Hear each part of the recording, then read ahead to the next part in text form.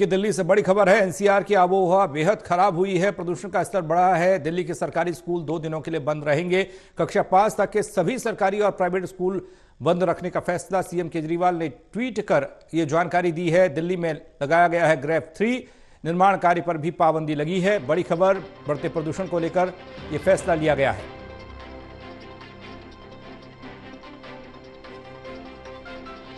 देवेश जुड़ रहे हमारे साथ, हमारे सहयोगी, उनसे ज्यादा जानकारी लेते हैं। देवेश, दिल्ली में बढ़ता प्रदूषण और अब सख्ती भी बढ़ती जा रही है।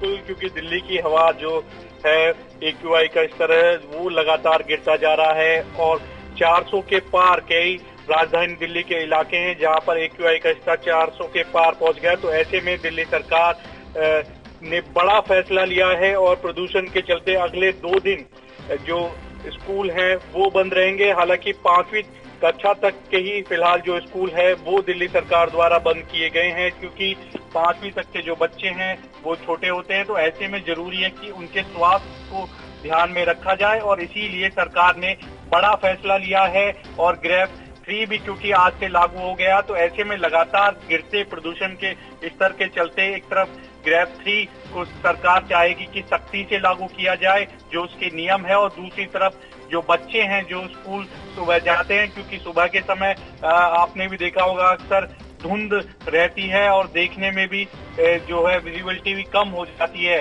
तो ऐसे में जो धुंध की परत है वो ज्यादा रहती है और इसी वजह से बच्चों के स्वास्थ्य को ध्यान में रखते हुए मुख्यमंत्री अरविंद केजरीवाल ने बड़ा ऐलान किया है। और अगले 2 दिन जो 5वीं क्लास के तक के स्कूल हैं, चाहे प्राइवेट हो या फिर सरकारी हो, सभी 1 से लेकर 5 तक जो क्लासेस हैं वो बंद रहेगी। हालांकि उससे ऊपर की जो क्लासेस हैं वो स्कूलों में जो टाइम टेबल है उसके अनुसार चलती रहेगी। जी चलिए, बहुत शुक्रिया आपका तमाम जानकारी के लिए देवेश।